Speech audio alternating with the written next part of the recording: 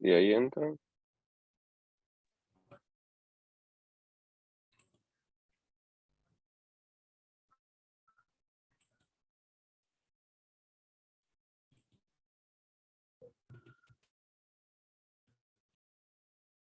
Ah, no está como. Ahí está. Perfecto. Ahí está Gastón.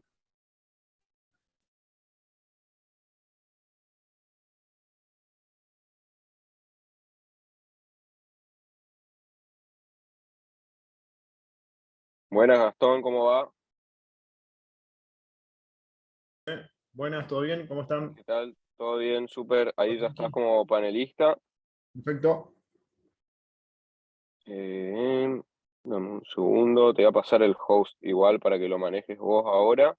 Dale, igual arrancaría, bueno, Pablo. ¿Pablo arranca o no Perfecto. arranca?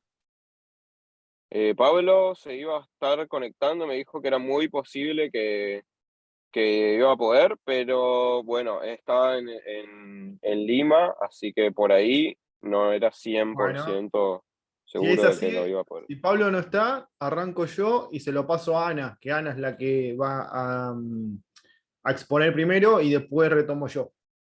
Dale, perfecto. Dame un segundo nomás. Eh,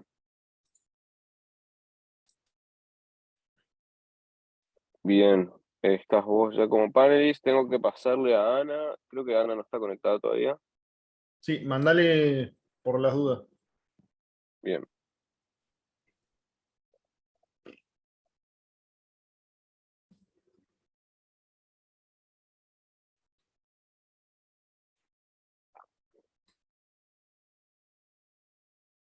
Ah, ok. Acá está Ana. Adoptar. Hola Ana, ¿cómo estás? Hola, hola, bien. Hola, Ana, ¿cómo Buenas. estás? Ahí te voy a hacer panelist. Así vas a poder compartir pantalla. Ana, ¿todo Perfecto. bien? Ok. ¿Cómo estás, Bueno. Ana? ¿Todo bien? Hola, hola. Bueno, bien, Ahí bien. estamos. Ahora sí. Perfecto. Bueno, Ana, buenísimo. escúchame, no sabemos si Pablo viene o no. Si Pablo no viene, yo arranco una mini presentación y al toque te doy el micrófono y arrancamos. Chévere, chévere, chévere. ¿Parece? Sí, sí, perfecto. Dale, genial. Queda un ¿Todo tranquilo? segundito.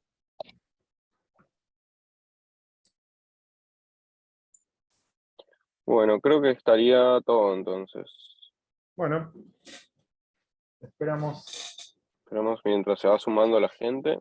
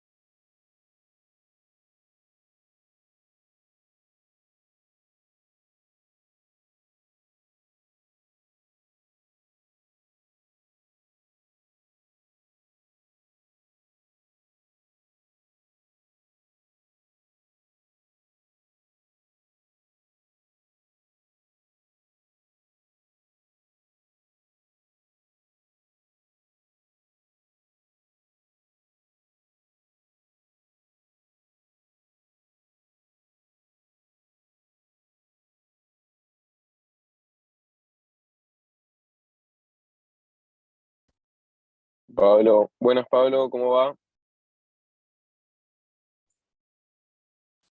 ¿Qué tal? ¿Cómo están? ¿Todo bien? Pablito. Hola, Pablito. ¿Todo Sí, todo bien? bien. Bueno, ya iniciaron. Sí, a ver, ya estamos todos conectados. ¿Vos arrancás con tu parte? No, digo que ya está abierta la sala. Ah, sí, Bueno, sí. ok, perfecto. Sí, esperemos a las 6 y en 2 minutos y arrancamos, ¿les parece? Dale, genial. Perfecto.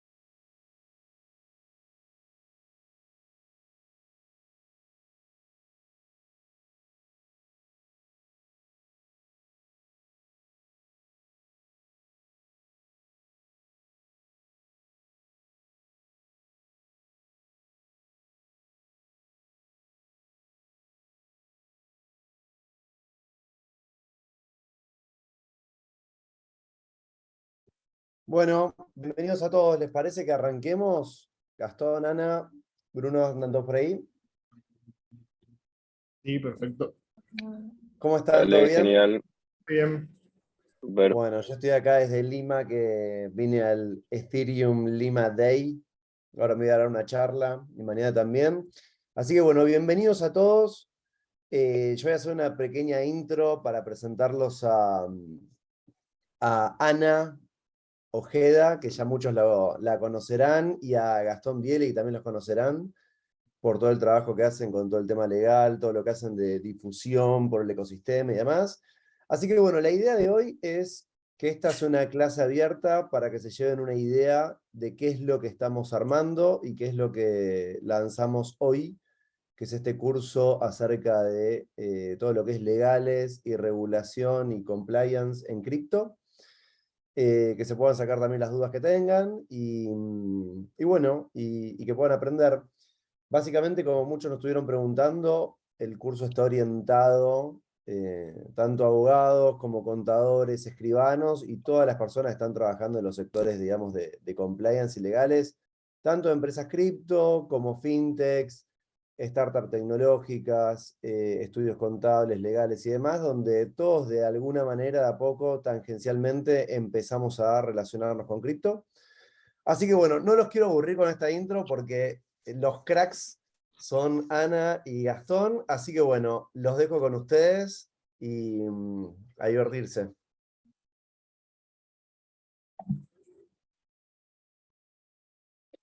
¿Quién va primero? Yo, ¿cierto, Gastón? Correcto, Ana.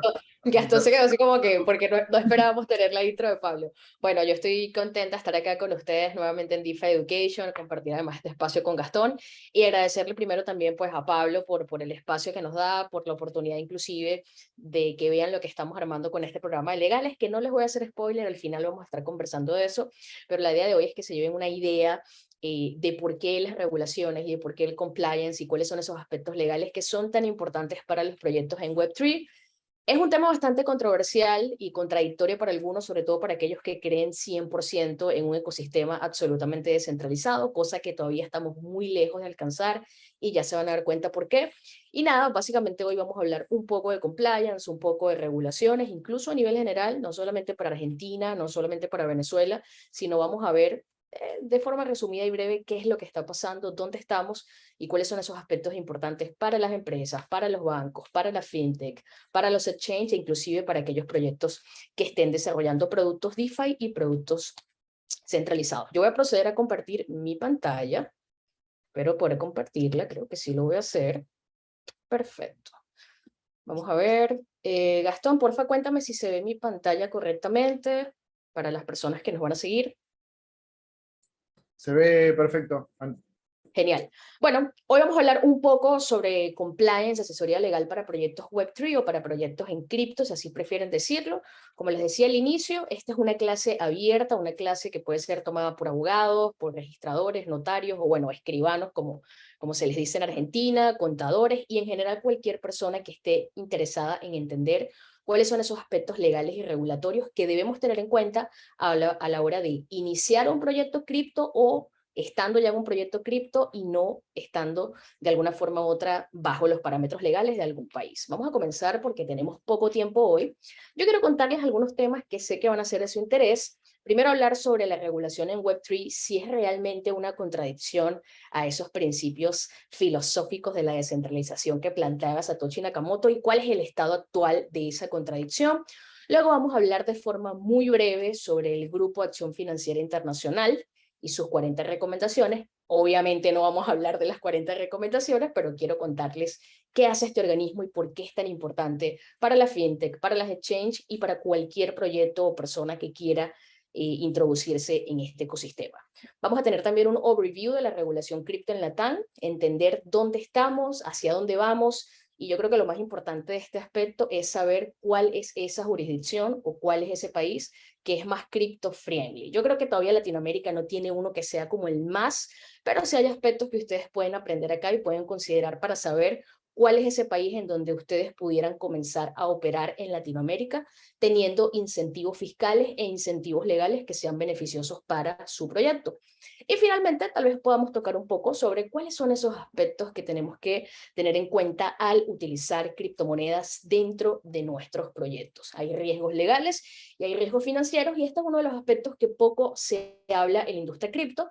Generalmente hablamos del precio, hablamos del valor, hablamos de lo maravillosa que es la descentralización, pero muchas veces fallamos en educar a las personas y a las empresas específicamente en cuáles son esos riesgos que están en la industria cripto y de qué forma podemos aprender a mitigar en la mayor medida posible estos riesgos. Así que bueno, este es el contenido que traigo hoy para ustedes. Esto va a ser, los que me conocen y ya han estado en mis clases y en mis conferencias, saben que me gusta hacerlo de la forma más sencilla posible, porque no hay nada más aburrido que un abogado hablando de leyes. Entonces, esta es una clase distinta para todos ustedes.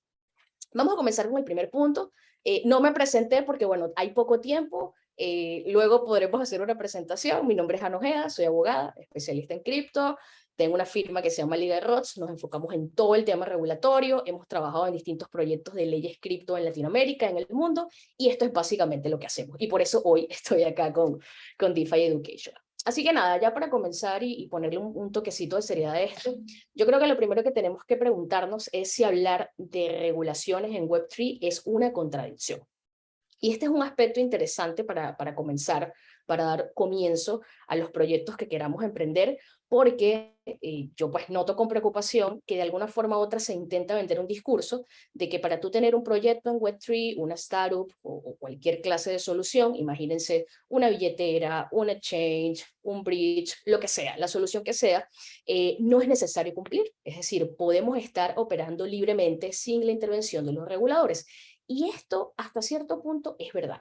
Y es verdad si tenemos en cuenta la clase de producto que estamos ofreciendo. Es decir, si ese producto realmente es descentralizado, bueno, pudiéramos decir que hasta cierto punto pudiéramos estar lejos de la esfera de los reguladores. Pero la realidad es que hoy en día todavía no tenemos productos que en su mayoría podamos decir que son descentralizados. Y mientras que esos productos no sean 100% descentralizados en la industria cripto, lamentablemente les traigo una mala noticia, vamos a tener a los reguladores detrás de nosotros pidiéndonos y obligándonos a que cumplamos con las regulaciones. ¿Y por qué hay que cumplir? O sea, ¿por qué hablar de cumplimiento en cripto? Yo recuerdo hace un año cuando me preguntaban que si hablar de regulaciones no era ir en contra de la filosofía de Satoshi Nakamoto. Yo decía, bueno, está muy linda la filosofía de Bitcoin, está perfecta, es ideal, es lo que queremos alcanzar, es lo que seguramente en algún punto alcanzaremos, pero no lo vamos a alcanzar en el corto tiempo. Y mientras no lo alcancemos, tenemos que cumplir. Así que si ustedes me preguntan, ¿por qué hay que cumplir en cripto? ¿Por qué tengo que tener abogados? ¿Por qué tengo que cumplir regulaciones? ¿Por qué tengo que cumplir con la FIP en el caso de Argentina o en el caso del CENIAT en Venezuela? Bueno, básicamente porque no vivimos en el país de Alicia y las Maravillas. Y puede que suene un poco odioso, pero es la realidad. Eso de que no hay que cumplir regulaciones y de que fuck the government y bueno, no, la FIC que se mueran y se mueran todos los reguladores y yo no voy a cumplir, esa no es una óptica responsable en el mundo de ahora. Y no es una óptica responsable porque la descentralización como se plantea, como se puede querer o soñar, no es una realidad. No tenemos un mundo descentralizado ni tenemos proyectos 100% descentralizados, con excepción de instrumentos financieros como Bitcoin, que ya sabemos que por sus características escapa medianamente del control y de la supervisión del gobierno o de los gobiernos. La segunda razón que me gustaría comentarles un poco más de por qué debemos cumplir, y esta es bien controversial, y yo sé que a mucha gente no le gusta que lo comente, es porque no existe todavía un instrumento monetario que sea idóneo, que sea descentralizado, en donde los protocolos o los proyectos cripto puedan prescindir, puedan alejarse absolutamente del dinero fiat. Y aquí pudiéramos entrar en un debate que hoy no vamos a tener sobre las stablecoins, por ejemplo, como DAI, que se dice que es descentralizada. Bueno, ya sabemos lo que pasó con UST en su momento, y pudiéramos decir que DAI en su funcionamiento es descentralizada, pero por ejemplo DAI tiene backups importantes pues, obviamente en stablecoins que son centralizadas, como por ejemplo es el caso de USDC. Y cuando analizamos el caso de Ethereum y cuando analizamos el caso de otras redes y de otros protocolos, nos encontramos en que lamentablemente todavía dependen de la liquidez que está en el sistema financiero tradicional. Llámese la liquidez que ponen en circulación los bancos centrales y los bancos privados. Y aquí viene una tercera realidad que es muy odiosa de decir, pero que es verdad. Mientras sigamos utilizando el dinero fiat y mientras sigamos utilizando el dinero del Estado, seguiremos cumpliendo regulaciones. ¿Por qué? Porque el Estado es el dueño de ese dinero y porque el Estado tiene una supuesta obligación de prevenir el lavado de capitales, el financiamiento del terrorismo y la proliferación de armas de destrucción masiva. Así que sí, esa es la realidad donde estamos ahora y esas son parte de las razones por las cuales, aunque no queramos, tenemos que cumplir. Sobre todo si hablamos de tener emprendimientos o tener empresas que realmente puedan escalar. En algunos casos, si ustedes quieren levantar capital o quieren ir a rondas de inversión, esos inversionistas claramente pues, van a pedir que ustedes cumplan con algunos aspectos legales. Y usted no puede llegar a decir al inversionista, no, es que yo creo en la descentralización y yo no voy a hacer ningún tipo de contrato y yo no voy a tener manuales de compliance y yo no voy a cumplir ni voy a pagar impuestos porque yo creo en la descentralización y yo vivo solo en el mundo y el dinero que yo utilizo es descentralizado. Eso no existe todavía. Queremos construirlo, posiblemente se logre, pero ahora mismo, hoy, creo que hoy es 1 o 2 de septiembre, no sé, cuando son posiblemente las 6 y algo de la tarde en Argentina, eso no existe. Y mientras no exista, pues seguirán existiendo las regulaciones. Así que vamos a ir avanzando. Y precisamente el hecho de que sigamos utilizando dinero fiat y sigamos utilizando la estructura financiera tradicional hace que nuestra actividad como empresarios, como fintech, como exchange, como billetera, lo que sea que quieras emprender en cripto o en Web3, es susceptible de la supervisión de algunos organismos internacionales y nacionales, dependiendo del país. Y hay un organismo en particular que es mega importante que todo proyecto cripto conozca, entienda su funcionamiento y sobre todo entienda la repercusión que este organismo en particular tiene para cada estado y sobre todo para cada legislación. Y es el temido o el amado Gafi, que es el Grupo de Acción Financiera Internacional, y sus 40 recomendaciones, que como decía al principio, hoy no vamos a comentar porque no tenemos tanto tiempo para eso, pero sí las vamos a comentar en el curso si después muchos de ustedes se inscriben. Bueno, allí vamos a poder tocar recomendación por recomendación y ver cómo se aplica o cómo influye en cada proyecto. Tenemos que preguntarnos, ¿qué es el Gafi y por qué es relevante para las empresas? O sea, ¿por qué yo como emprendedor en Web3 tengo que decir, ok, existe esta cosa que se llama el Gafi, y el Gafi tiene esta cosa que son 40 recomendaciones, y esas 40 recomendaciones que son muy largas, pues, ¿por qué tengo que cumplirlas o de qué forma mi empresa y la actividad de mi empresa tiene que cumplir con eso? El Gafi, lo primero que tenemos que decir es que no es un regulador, que es una de las grandes, o uno de los grandes errores que se cometen en cripto al hablar del Gafi como un regulador. El Gafi no es un regulador, el Gafi no...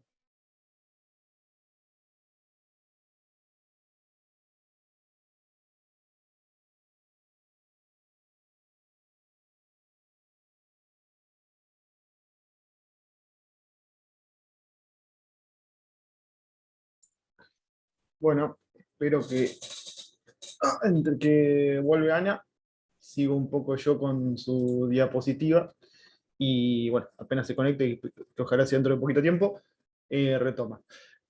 Bueno, justamente las recomendaciones que hace el Gafi, porque es muy interesante saber toda esta temática, bueno, porque si yo voy a asesorar, tengo un cliente o soy un abogado in-house que necesito asesorar sobre algún tipo de proyecto interno que esté haciendo un protocolo Web3, un exchange, donde fuere que me toque a mí particularmente asesorar. Bueno, estas 40 recomendaciones, que no son recomendaciones, no son obligatorias ni mucho menos, pero nos dan una serie de lineamientos por los cuales ese proyecto cripto, que a mí me tocará asesorar en su momento, debería cumplir en torno a cómo esas recomendaciones de la Gafi van siendo adoptados en mayor o menor medida, sí en un marco regulatorio formal luego, por los diversos países del mundo. Es como que yo tengo una serie de parámetros de lo que puede ser que llegue a venir luego en materia regulatoria. Bueno, voy a seguir, Ana seguramente retomará dentro de muy poquito tiempo, continuará ella, mientras comparto mi diapositiva y continúo yo hasta que Ana retome. Así que denme un segundo. Acá está. Perfecto. Bueno, se verá correctamente. Bruno, vos avisame cualquier cosa. Sí, Bueno, se ve bien, Gastón. perfecto. Yo voy a seguir un poco lo que dice Ana, ¿no? ¿Por qué? Porque este curso que nosotros estamos intentando difundir a través de DeFi Education es la asesoría pura, ¿no? El ir al hueso total, ir a lo fino, al tema de la asesoría legal para proyectos Web3. Yo soy Gastón Mieli, soy abogado litigante, por así decirlo. Tenemos una consultora, nosotros en la consultora vienen varios proyectos a buscar nuestra asesoría, y nosotros lo que recomendamos cuando el proyecto nos viene a consultar es que se conforme, que se arme un roadmap legal. ¿Por qué? Porque el abogado conjuntamente con el contador, siempre esto lo destaco, o el equipo contable, es como el arquitecto, en cierto punto, del marco general del proyecto. Por supuesto hay developers, desarrolladores, equipo de marketing, el CEO, el CFO, etc. Pero si yo no tengo un equipo legal firme que me diga, bueno, lo que vamos a hacer, lo que los developers, los founders quieren hacer, se puede hacer construyendo los basamentos necesarios para que ese proyecto luego crezca. si yo no cuento con ese equipo legal, y bueno, voy a estar bastante al horno, me puedo llegar a dar la cabeza contra la pared. Entonces, viene el proyecto a hacernos la consulta. Lo mismo a ustedes que trabajan, si alguno de ustedes ya trabaja en algún tipo de protocolo, exchange o empresa vinculada a lo que es el mundo Web3, aunque sea de refilón que toque lo que es el tema de criptoactivos. Nosotros lo primero que preguntamos es de qué se trata el proyecto, de qué país son los miembros del equipo, hace cuánto tiempo se encuentra en marcha el proyecto, cómo se piensa monetizar el producto, a qué mercado específico se apunta, no es lo mismo el asiático que el argentino. Corto con esta diapositiva y te doy de nuevo la palabra a vos. ¿Piensa el equipo emitir un token, un NFT? ¿Cómo piensa el equipo tener inversores? ¿Es necesario registrar marcas, patentes, crear licencias de propiedad intelectual, etcétera? Bueno, todo eso me lo va a dar el marco regulatorio del país a donde se quiera asentar ese proyecto Web3. Y ahí viene un poco de nuevo, para que Ana retome, el tema de la normativa, las recomendaciones de la GAFI. Así que Ana, yo dejo de compartir, si te parece bien, y seguís vos. Ana, ¿estás por ahí? Bueno, Ok, sí, perfecto, acá estoy. ¿Sí se me escucha bien? Cayó justo, pero dejo de compartir, seguí vos, Ana. Yo después retomo. Ok. Bueno, cosas que pasan en vivo y bueno, cosas que pasan con la conexión latinoamericana. Es así, Vamos a... No, vamos a compartir rápidamente para, bueno, para retomar el punto en donde estábamos. Que vamos a ver. Creo que era acá. Allí viene la pantalla, ¿verdad? Sí, sí, se ve perfecto. Perfecto. Perfecto. Bueno, retomando este pequeño break que tuvimos inesperado, les comentaba entonces que el GAFI no es un regulador porque no dicta leyes, básicamente lo que hace es recomendaciones contra lavado de capitales y el financiamiento del terrorismo, y pues cada estado, cada país adapta esas recomendaciones no solamente a los bancos, sino también a otras industrias como la industria de seguros y ahora más recientemente la industria cripto. En 2015 se hizo las primeras recomendaciones enfocadas en la industria cripto porque ya el GAFI venía viendo cómo el uso de Bitcoin y el uso de otras criptomonedas como las stablecoins podían comenzar a tener cierto impacto en la industria. Ahora bien, más allá de lo que hace el GAFI y de cómo se comporta, tenemos que entender de qué van estas 40 recomendaciones, como les decía inicialmente, y por qué son tan importantes para las empresas y para los proyectos en Web3. Aunque el GAFI, repito, no es un regulador como tal, pero lo que él dicta y lo que él hace tiene incidencia en las legislaciones internas de cada país. Obviamente existen países en donde se cumplen en menor o en mayor medida las recomendaciones del GAFI, y ese va a ser un punto para ustedes muy interesante al evaluar a qué país o a qué jurisdicción ustedes quieren llevar su proyecto. Las 40 recomendaciones sirven básicamente para mitigar de alguna forma u otra para prevenir esos riesgos asociados al lavado de capitales y al financiamiento del terrorismo y la proliferación de armas de destrucción masiva. Y lo que les decía antes de que mi conexión muriera, era que el dinero fiat, el dinero en efectivo, es decir, el dinero emitido por los bancos centrales, sigue siendo el instrumento favorito para el lavado de activos. Y les digo un poco más. El año pasado se hizo un reporte, un estudio on-chain de las transacciones en Bitcoin y en otros activos, gracias a Chain Analysis, eso está público, pueden luego buscarlo y leerlo. Y Chain Analysis llegaba a la conclusión, después de hacer toda la traza del estudio on-chain, de que solamente el 1% de las transacciones en Bitcoin, vale decir, las que iban o las que venían, por así decirlo, o sea, si transferías o recibías, provenían de dinero ilícito o se iban a utilizar para fines ilícitos, lo cual nos dice que todavía la industria cripto es una industria en la que no se lava tanto dinero como en la industria financiera tradicional, llámese la industria bancaria. Tenemos recientes precedentes bastante preocupantes como eso de Tornado Cash. Se ha dicho que esta persona sí está involucrada en temas de lavado de activos, también se ha dicho que supuestamente era un doble agente de la CIA y luego que trabajaba para Rusia. O sea, hay muchas teorías, pero al final del día el caso de Tornado Cash es importantísimo y siento un precedente muy preocupante para la industria cripto porque lo que ha dicho la OFAC y el Departamento del Tesoro es que van a buscar, perseguir y sancionar a todos aquellos protocolos en Web3 que desarrollen herramientas que propicien la privacidad y el anonimato. ¿Y por qué? Bueno, porque según el Departamento del Tesoro y la OFAC, esas herramientas que nos dan a los usuarios privacidad, ellos sospechan que pudieran estar siendo utilizadas para el lavado de capitales. Y como lamentablemente son el Estado y tienen la obligación constitucional de perseguir esta clase de delitos, pues usted como empresa, usted como empresario o emprendedor, tiene la obligación de cumplir con estas recomendaciones. Recomendaciones que van a variar de acuerdo a cada país y ya vamos a ver por qué. ¿Qué tenemos que saber a nivel general? Porque, bueno, no tenemos hoy tanto tiempo para profundizar sobre estas recomendaciones. ¿A quiénes se van a aplicar? Bueno, yo les pudiera decir que a los bancos que están experimentando con cripto, a los neobancos, a cualquier tipo de empresa que está experimentando con criptomonedas, entiéndase experimentar, utilizarla como forma de pago, utilizarla como unidad de cuenta o utilizarla como reserva de valor. También a los exchanges de criptomonedas, obviamente son uno de los que más se apegan a las recomendaciones del Grupo de Acción Financiera Internacional, por ejemplo Binance, y también a las billeteras cripto y en general a cualquier clase de proyecto que las esté utilizando. Repito, esto va a depender del enfoque que tenga cada país y por eso les decía al inicio, los países adoptan las recomendaciones del GAFI y cada país, digamos que las va incorporando como mejor lo prefiere. Les pongo un ejemplo. Hace poco, Gibraltar, que era una jurisdicción que estaba muy bien vista ante el Grupo de Acción Financiera Internacional, acaba de ser incluida en una lista gris porque se cree que Gibraltar está siendo una jurisdicción muy interesante para lavar capitales. Malta, que era una jurisdicción que tenía la buena pro del GAFI, acaba de salir de una revisión, salió con 20 puntos, salió muy bien y acaba de ser excluida de esa lista. Y esto lo comento porque algunas personas nos preguntan, bueno, pero ¿qué le importa a un país cumplir con estas recomendaciones? ¿Por qué un país tiene que incluir estas recomendaciones? Bueno, porque hay índices como el riesgo país que son tomados en cuenta para saber si un país es atractivo o no para invertir. Y en ese riesgo país se toma mucho en cuenta si ese país cumple con estas recomendaciones. Vamos a ver un poquito más de qué va esto.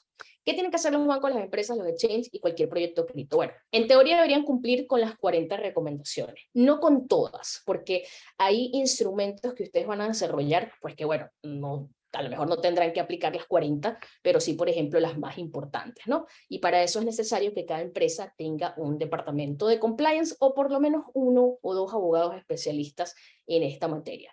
Aquí quiero hacer un inciso. Y es difícil decirlo porque hay muchos compañeros acá abogados y a veces el error que cometen algunas empresas es traer a abogados en compliance del sector tradicional y generalmente cuando un abogado no entiende cómo funciona la industria cripto y la industria blockchain, es decir, cuando un abogado no sabe qué es un smart contract o qué es un oráculo o qué es un protocolo DeFi, a veces es bastante complicado que él entienda cuál es el enfoque legal que debe tener la compañía. Entonces mi recomendación, si aquí hay algún empresario o inclusive algún abogado que no está en cripto, pues mi recomendación es que primero traten de entender la tecnología para que puedan aplicar un enfoque de compliance adecuado.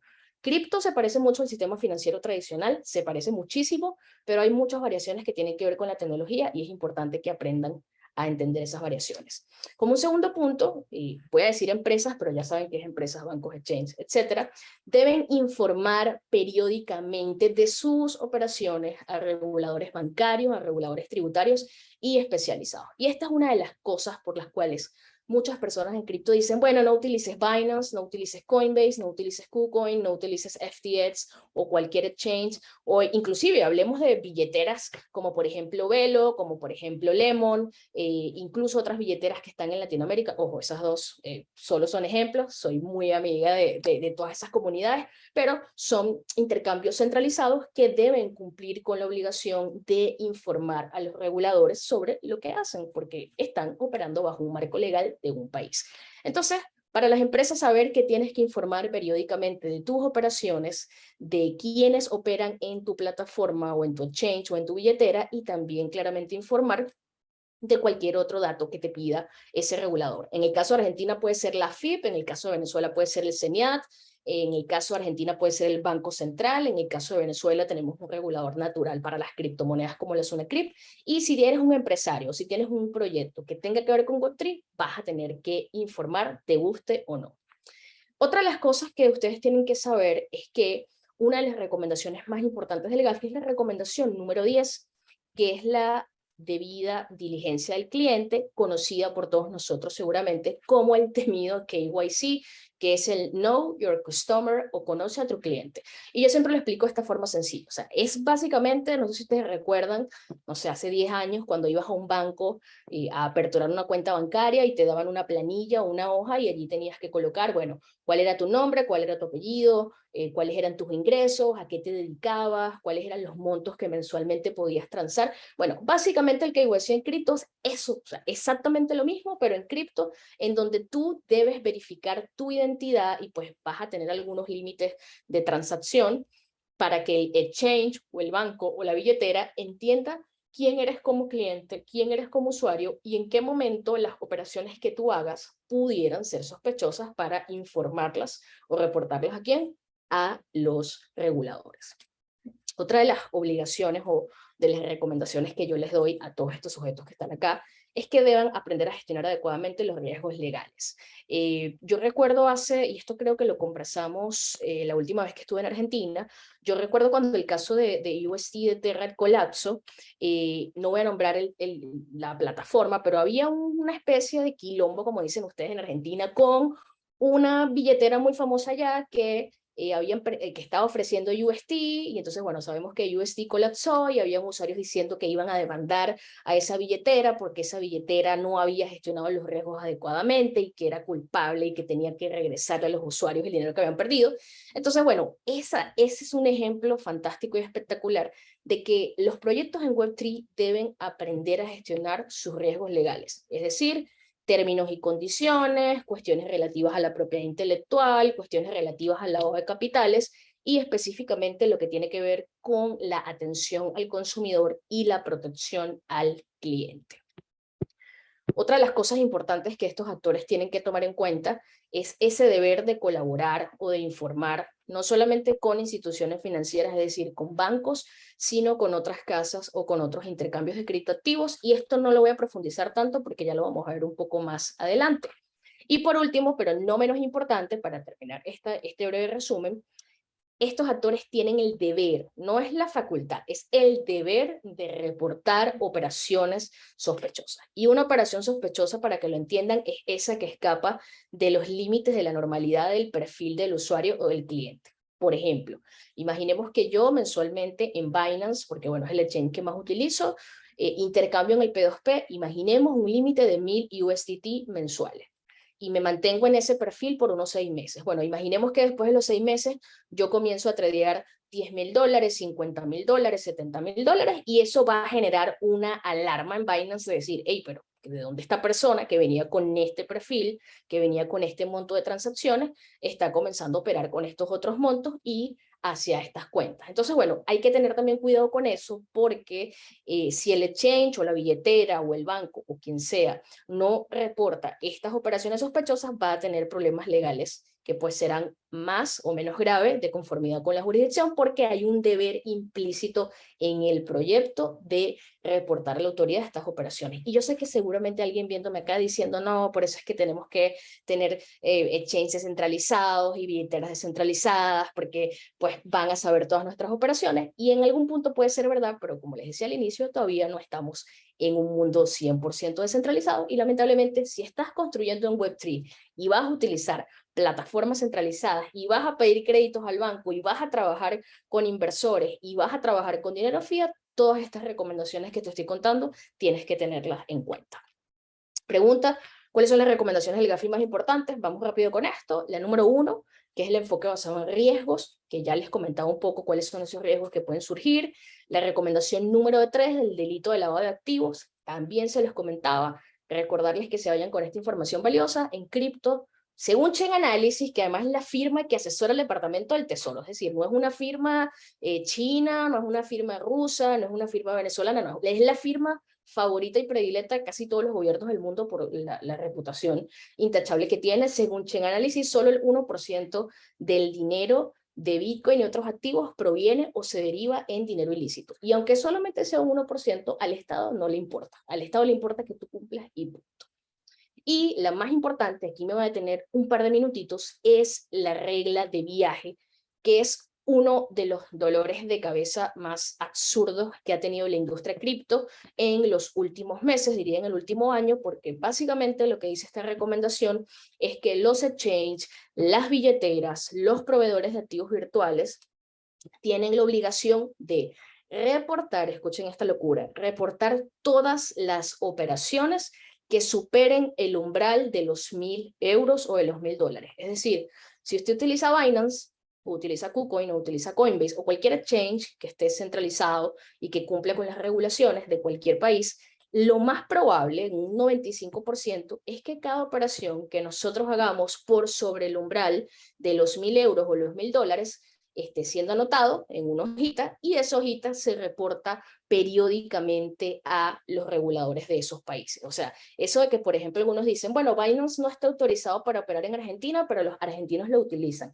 Estamos a salvo porque Binance no está autorizado a operar y no reporta. No, la verdad es que Binance sí reporta, y reporta en muchos países en donde no está licenciado porque tiene la obligación de hacerlo a nivel global. Y después eso podemos comentarlo un poco más.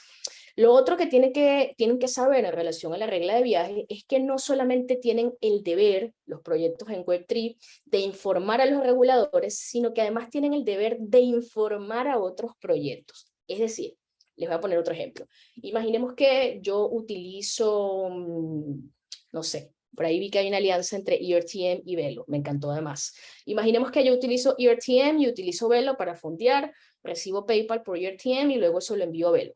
Bueno, en teoría, Velo y ERTM, estos dos, pudiéramos decir, billeteras que son centralizadas, tienen la obligación de compartirse información de sus usuarios. Es decir, si ERTM tiene la sospecha de que el dinero que envió o que recibió de la otra plataforma puede venir de una actividad o una operación ilícita, estas dos plataformas tienen la obligación legal de compartirse tu información. Pero más allá de eso, y más interesante saber que este compartimiento, por así decirlo, de información no se da solamente entre una billetera y un banco, o entre una billetera y otra billetera, sino que inclusive se puede compartir y se debe compartir de forma transfronteriza. Es decir, si operas en Argentina y utilizas una billetera argentina, pero estás investigado, o imaginemos que tú eres la billetera y el Departamento del Tesoro te solicita que le envíes información de un usuario, bueno, según la recomendación número 16 o la regla de viaje en cripto, tienes la obligación legal de enviar esa información de los movimientos del usuario. Entonces, eso es interesante que lo sepan, porque a la hora de emprender en cripto, a la hora de entender cómo se va a manejar el departamento de compliance o cómo va a ser digamos, el enfoque de riesgo que va a tener el proyecto, es muy importante que conozcan algunas de estas recomendaciones para entender que no es solamente ir a un regulador y obtener una licencia, sino que después del proceso de licenciamiento debes mantener este enfoque basado en riesgo, la debida diligencia, el KYC y los reportes de actividades sospechosas, literalmente por todo el tiempo que opere tu proyecto. De hecho, antes de ir al próximo slide para ir culminando mi parte, porque sé que no tenemos tanto tiempo, comentarles que algo de lo que se habla poco es de que la última actualización de las recomendaciones del Gafi impuso una obligación que a mí me parece muy terrible a los desarrolladores o a los programadores de software, a.k.a. las personas que construyen smart contract o que desarrollan smart contract. ¿Qué es lo que ha dicho el Gafi? Bueno, el Gafi ha dicho que si usted es desarrollador de un smart contract, entiéndase, por ejemplo, que usted es una empresa que se dedica a proveer servicios de creación de smart contracts o de protocolos DeFi, usted es obligado, ¿ok?, según el Gafi, a reportar de actividades sospechosas de ese smart contract después de que usted, por así decirlo, lo cedió o lo vendió o lo puso en funcionamiento. Es decir, yo soy programadora y a mí me llama, no sé, la gente de Binance y me dice que necesita que yo desarrolle cualquier protocolo, yo lo desarrollo, se lo entrego, me olvido de eso y creo que no soy responsable legalmente. Bueno, la realidad es que no. Según las últimas actualizaciones a las recomendaciones del Gafi, los programadores o los desarrolladores de smart contract en cripto también son sujetos obligados, y a mí me parece una cosa absurda y loca, pero bueno, es parte de la regulación que tenemos actualmente y de que tenemos que estar bastante pendientes. A nivel general, ¿cómo estamos en Latinoamérica? Y ya vamos terminando. Creo que solamente tenemos 2 países en donde de forma expresa están reconocidas las criptomonedas como instrumento financiero. En Panamá, con la ley 697, que esta ley tuvo un caso bien particular, fue aprobada por el Congreso, es la llamada ley cripto, pero ha sido vetada de forma parcial por el presidente de Panamá. Se espera que se hagan un par de enmiendas y que se publique finalmente y entre en vigencia, pero es casi un hecho que va a pasar. En esa ley hay un elemento que a mí me parece muy atractivo para los inversores y para las personas que están intentando llevar su proyecto Web3 a un sitio que sea amigable no solamente con la regulación en cripto, sino también con los impuestos. Y el otro país es Venezuela, que pues, es el primer país del mundo en muchas cosas, primeramente en tener su propio token, pero en tener su propio decreto, su propia ley cripto, que además ordenó la creación de una institución como es la SUNACRIP, que es un regulador específicamente para la industria cripto. De hecho, creo que fue el primero del mundo. Y en Venezuela están reconocidas de forma expresa las criptomonedas, tienen rango constitucional, tienen rango legal. En Venezuela es legal minar con criptoactivos, es legal utilizar criptomonedas como forma de pago, como unidad de cuenta. En Venezuela pueden operar casas de intercambio de forma legal. En Venezuela se pueden tener colecciones de NFT. O sea, puedes hacer multiplicidad de operaciones con criptomonedas y es legal. Hay un impuesto, que es el impuesto de las grandes transacciones financieras, que es del 3%, por sobre todas las operaciones en criptomonedas, pero pudiéramos decir que en Latinoamérica los únicos dos países que han dicho de forma expresa son legales y esto es una criptomoneda, se definen si esto es un activo virtual, es básicamente Venezuela. Hay otros países que las han mencionado, sobre todo efectos tributarios y efectos de riesgos, y han definido tal vez lo que son los activos virtuales, pero no una criptomoneda como tal. Caso Argentina, que pues tiene infinitas resoluciones de la FIP, del Banco Central, donde han expresado su preocupación, sobre todo por el tema de la volatilidad en el precio y el riesgo de utilizarlas. Países como Colombia, donde al igual que Argentina, el enfoque ha sido hacia lo tributario, en Argentina con la FIP, en Colombia con la DIAN, donde, por ejemplo, hay que reportar todas las operaciones que superen el umbral de $150 en cripto, o sea, un umbral inclusive más absurdo que el del Gafi. Brasil tiene instrumentos donde se han reconocido de alguna forma u otra las criptomonedas, sobre todo efectos tributarios, pero realmente no hay como una legislación per se tan desarrollada como los dos primeros países. Y Chile, que actualmente está estudiando su propia CBDC y un proyecto de ley cripto, aunque ya tiene un proyecto de ley fintech, pero están trabajando actualmente en un proyecto de ley cripto. Hasta acá ha llegado mi presentación, ya para darle paso a Gastón, culmino con un par de cositas. Como conclusiones, la primera, comentarles que aunque amemos el concepto de la centralización y aunque muchos creamos en esto y lo estemos construyendo, mientras sigamos utilizando dinero fiat, dinero que viene de los bancos centrales y de los bancos comerciales, por favor, no se engañen, no se autoengañen y no sean irresponsables. Tendremos que seguir cumpliendo con las regulaciones a nivel empresarial.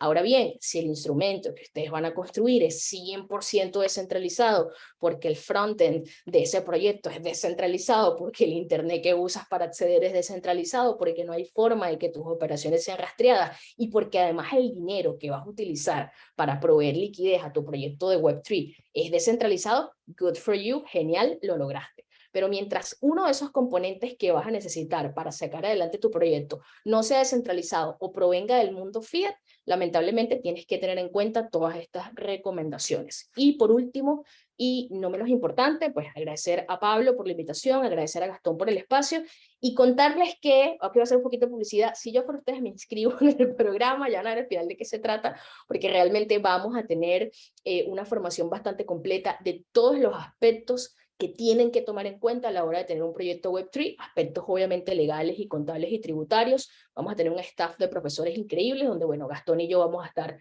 liderando ese staff, y realmente el contenido está genial para abogados de toda Latinoamérica, que yo creo que eso es un plus interesantísimo, porque este no es el curso para abogados en Colombia o para abogados en Argentina o en Venezuela, este es un curso para compliance en Latinoamérica. Entonces, bueno, chao, chao, gracias por el espacio.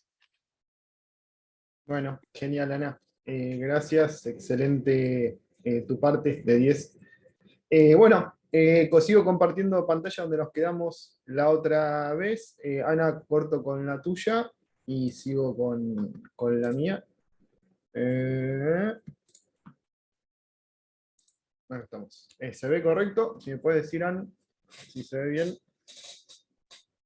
Sí, se ve Sí, se ve perfecto. perfecto. Se ve perfecto. Bueno, retomo, y un poco trayendo a colación todo lo que ha dicho Ana en la primera parte, ¿no? Yo me voy a abocar más a lo que es pura y exclusivamente lo que es asesoría, ¿no? Asesoría conforme las consultas que nos llegan a nosotros. Yo me llega a la consultora un proyecto, un conjunto de developers que quieren llevar adelante un DeFi, una billetera virtual, un marketplace de NFT, un lanzamiento de un NFT o cual fuere la funcionalidad que tenga el objeto de ese proyecto. Las preguntas que de rigor, a tono general, ¿no? Por supuesto, que hacemos son las siguientes. ¿De qué trata el proyecto? ¿De qué país son los miembros del equipo? ¿Hace cuánto tiempo se encuentra en marcha? ¿Cómo piensan monetizar el producto? ¿A qué mercados específicos se apunta? ¿Piensa el equipo emitir un token o un NFT? ¿Cómo piensa el equipo tener inversores? ¿Es necesario registrar marcas, patentes, crear licencia de propiedad intelectual? Todo esto hace a la conformación de lo que sigue, que es esto, el roadmap legal. ¿Está bien?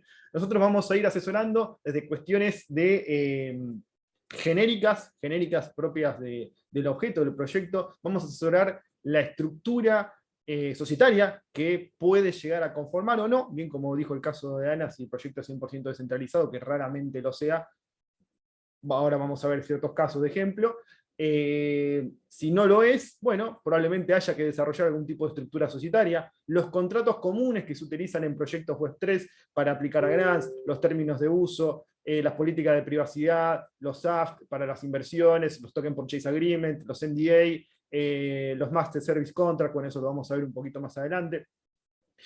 Si yo voy a realizar una venta, voy a participar en una ICO o tengo un token que lo quiero empezar a difundir entre los inversores que llegan a mi proyecto, ¿cómo procurar que ese token en lo posible, dentro de las posibilidades que me da la normativa, no sea clasificado como un security y tenga que cumplir con ciertas bandas regulatorias que exigen las diversas jurisdicciones? El tema de la propiedad intelectual, NFT y propiedad intelectual, el registro de marcas, de patentes, derechos de arte, etcétera, son todas cuestiones que vienen vinculadas al asesoramiento. Compliance ya lo desarrolló Ana de forma excelente. El tema de la tokenización de activos, el otro día emitimos una clase presencial en el IPA, y la verdad que el 60% de los proyectos que estaban presentes ahí estaban vinculados de alguna forma a tokenización de inmuebles, tokenización de commodities, etcétera. Viene bastante fuerte la ola por ese lado. Bueno, es armar un poco esto, ¿no? El roadmap legal, hacer la arquitectura legal tributaria del proyecto con el objeto de disminuir riesgos, ¿no? Que el día de mañana, si sucede si hay algún tipo de complicación, bueno, que no sea tan grave como podría llegar a ocurrir en el caso de no existir un equipo legal o un equipo contable, por así decirlo, en dicho proyecto Web3. Por eso vamos a establecer un poco los puntos que fuimos mencionando con anterioridad. La estructura societaria, ¿no? Me vienen a consultar, lo primero que nos preguntan es, ¿tenemos que constituir una sociedad para llevar adelante nuestro proyecto? Y va a depender de una cosa muy particular, que es como, bueno, como bien dijo Ana con anterioridad, los puntos de conexión que tenga con la realidad de ese proyecto. Los puntos en los que no sea 100% descentralizado. Veamos un poco las diferencias entre lo que es muy por arriba, los que son una startup tradicional o una startup Web3, ¿no? En una startup tradicional tenemos las acciones de los founders, de los socios, las founders shares, que por supuesto para dividirlas entre ellos es necesario tener algún tipo de estructura societaria. En cambio, en una startup Web3 puede ser que esté 100% descentralizada, puede ser que solamente haya tokens en este proyecto, ¿no? Que ya haya un token dentro de todo operativo, que ese token sea el que sea distribuido entre los developers, los fundadores, etc. Como ven, el cuadro es grande, no llega un tiempo a desarrollarlo de forma completa, pero sí voy a mencionar un poquito los puntos que considero más importantes. El tema de la responsabilidad. Yo estoy doxeado, no estoy doxeado. Llega a pasar algo, ¿no? Un hack, llega a pasar algún tipo de evento negativo a mi proyecto. Y yo te voy a tener que responder hacia los inversores, si sucede algo que por supuesto caiga bajo mi órbita de responsabilidad. Por supuesto no voy a tener la misma responsabilidad si tengo armado una estructura societaria que si no lo tengo, yo tengo que responder de forma directa, ¿no? El tema de la responsabilidad es muy importante. Las licencias y autorizaciones para operar. Si yo quiero realizar una plataforma que a modo de billetera virtual, publicarla en el Play Store de Android o en el App Store de Apple, y quiero que sea utilizada masivamente porque, bueno, mi público target es toda la población, por ejemplo, de Argentina que utilice esa billetera virtual. Bueno, probablemente voy a tener que cumplir con algún tipo de normativa. probablemente me voy a tener que registrar en el Banco Central, acá en Argentina, tomo de ejemplo el caso argentino, como un proveedor de servicio de pagos, o alguna forma de que se me encasille de alguna forma de estructura dentro de lo que es la nómina del central, para que yo pueda tener esa autorización para operar. Entonces, dependiendo de esos puntos de conexión que yo tenga con la realidad, bueno, va a ser necesario establecer una estructura societaria o no. La segunda pregunta que nos viene siempre al caso es, bueno, perfecto, Gastón, yo tengo este punto de conexión, tengo este punto de conexión, tengo este punto de conexión. ¿Es necesario que ya constituya mi sociedad o puedo esperar, puedo hacerlo más adelante? En el mundo de las startups tradicionales, por supuesto se aconseja establecer la estructura societaria desde el día 0. En cambio, en el mundo cripto, Web3, puede ser que no sea necesario, y ahora vamos a ver una serie de ejemplos. Hay que analizar, como bien dije, los puntos de conexión con la realidad. ¿Qué me refiero con los puntos de conexión con la realidad? Por más que ya mencioné algunos. Los socios desean limitar la responsabilidad legal que trae aparejada la generación de un proyecto ante eventuales acciones o reclamos civiles, laborales, etc. Y si la respuesta es afirmativa, probablemente sea necesario crear una estructura societaria. ¿Quieren obtener capital o realizar rondas de inversiones para participar en accelerators o como fuere? Y bueno, probablemente el inversor, un inversor serio, exija que haya una estructura societaria atrás del proyecto. Alguna forma de donde agarrarse el día de mañana ante un eventual reclamo. Tengo interacciones off-change, por ejemplo, quiero crear una rampa, un onboarding ramp para que los usuarios ingresen fondos a mi plataforma comprando el token con tarjeta de crédito. Bueno, probablemente si yo tengo que celebrar un contrato con los diferentes emisores de tarjeta de crédito locales, bueno, voy a tener que tener una estructura societaria. No creo que Visa o Mastercard contrate directamente con Carlos Pérez. Voy a necesitar una estructura societaria para llevar adelante esa funcionalidad. Y esto viene totalmente vinculado a el tema de la jurisdicción, que Ana explicó. Hay países que son más crypto-friendly que otros. Y no solo que hay países que son más crypto-friendly que otros, sino que hay países que van a ser más crypto-friendly al objeto del proyecto que sea de mi cliente. El gráfico de Reuters del año 2022, digamos que está bastante actualizado, y por hoy Argentina lo pondría en amarillo, no lo pondría en verde. Si yo tengo que asesorar sobre qué jurisdicción elegir a mi proyecto, bueno, tengo que hacer el análisis normativo, tengo que tener por lo menos claro en la cabeza las principales jurisdicciones que hoy por hoy se están utilizando para constituir proyectos Web 3. Como ven, no es lo mismo constituir o generar un proyecto Web 3 en México que en Argentina, que en Estados Unidos, que en Rusia o que China, ¿no? Ejemplos para bajar un poco toda esta tierra. Chainlink, el oráculo, bueno, está en Caimán, catalogado como DeFi. Esto lo saqué de una página que se llama Airtable, que tiene toda esta clasificación en un Excel, está muy interesante y les recomiendo que la consulten. Tiene una sociedad constituida en Cayman. Axie Infinity, el juego, ¿no? el juego Web3, también está constituido en Cayman.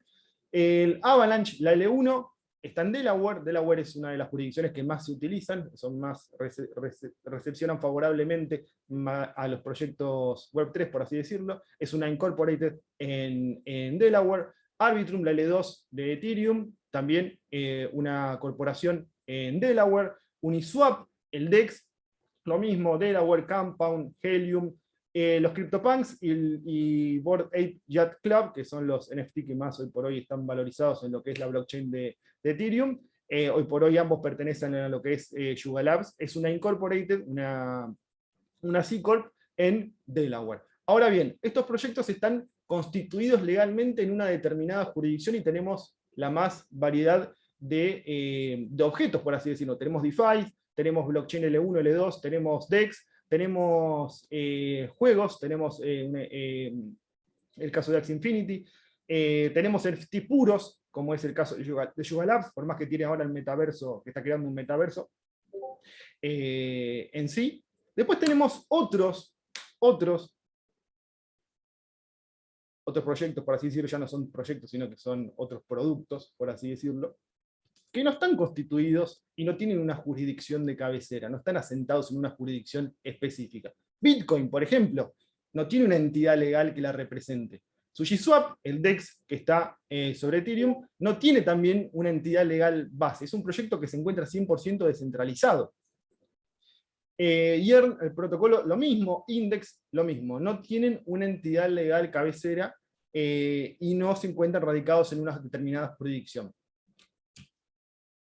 Entonces, yo voy a tener que decirle a mi cliente que constituya una sociedad para poder llevar adelante ese proyecto Web3. Bueno, dependerá de esos puntos de conexión que tengan con la realidad. Si es un proyecto que está 100% descentralizado, que la gran mayoría, por lo menos en su etapa startup, no lo llega a hacer, si es un proyecto 100% descentralizado, probablemente no sea necesario que se constituya una sociedad. Ahora, si existe algún punto de conexión con la realidad, o los fundadores están doxeados y quieren salvaguardar un poco lo que es el tema de responsabilidad civil o penal, en ese caso, por supuesto, sí es necesario constituir una sociedad. ¿Dónde debe hacerlo? Bueno, dependerá del objeto del proyecto. En algunos casos será una LLC en Delaware o una C Corp, algo en Florida, en Singapur,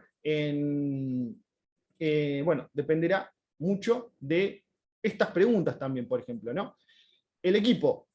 ¿Dónde se encuentra radicado el equipo? Si todos los developers, todos los founders son, por ejemplo, de Argentina, y bueno, alguna estructura legal en Argentina habrá que conformar, por más que la principal sea una LLC en Delaware. En alguna infraestructura legal, aunque sea mínima, en Argentina tendría que haber. El mercado, si yo apunto al mercado asiático, 100% de mi producto está desarrollado para el mercado asiático, bueno, probablemente tenga que tener algún tipo de infraestructura societaria en Singapur o en Hong Kong, que es donde se utiliza hoy por hoy mayormente a proyectos Web3.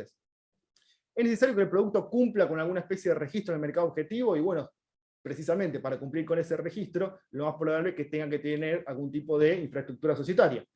Bueno, el tema de las rampas off-chain ya lo vimos, etc. Y si yo voy a aconsejar una jurisdicción, por supuesto tengo que tener en claro cómo se tratan a los criptoactivos o cómo se tratan a los proyectos vinculados de alguna forma a la tecnología blockchain en esa determinada jurisdicción. Por ejemplo, veamos el caso, a modo de ejemplo, el curso nuestro abarca, es algo bastante genérico, no se casa con alguna jurisdicción en particular. A esta clase abierta traigo a colación el caso de Argentina.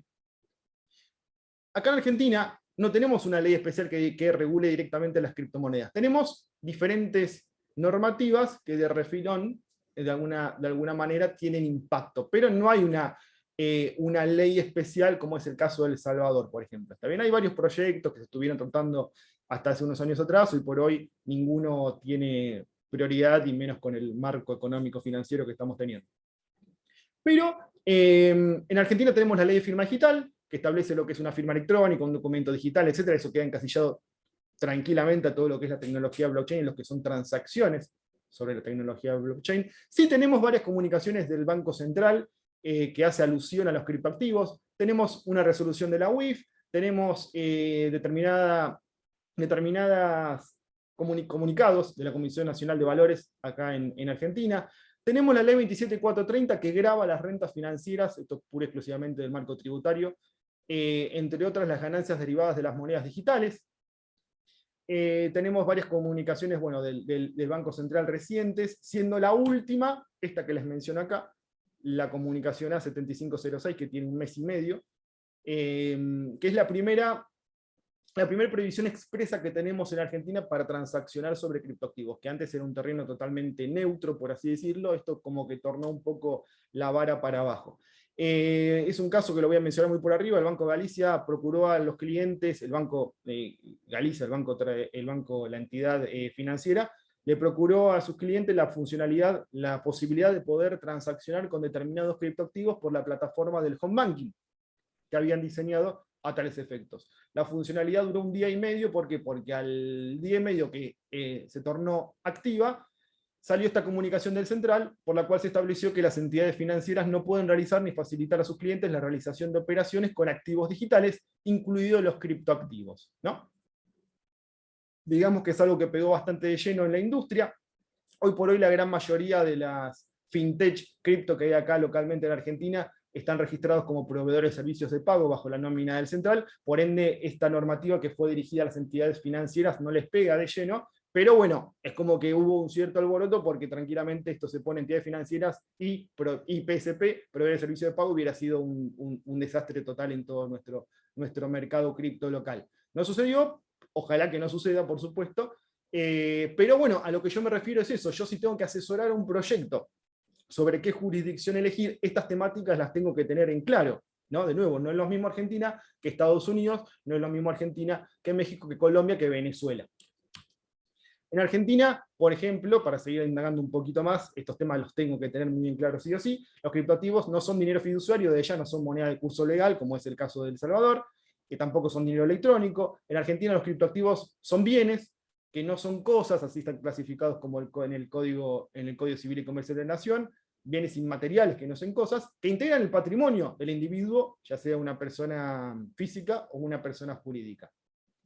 Y esto conlleva a toda una ramificación de cuestiones, porque si yo establezco que los criptoactivos, Bitcoin, por ejemplo, acá en Argentina, es un bien que no es una cosa, que es inmaterial y que integra el patrimonio de la persona, bueno, puedo entrar en una sucesión, puedo celebrar un contratos sobre este tipo de activos. Qué tipo de contratos dependerá mucho de la naturaleza de la operación, por supuesto. Mayormente en lo que hace a la compraventa sería una cesión de derechos a la cual se le aplican supletoriamente las reglas de la compraventa. Es algo muy técnico, por supuesto no lo voy a indagar hoy acá, pero este marco legal lo tengo que tener en claro.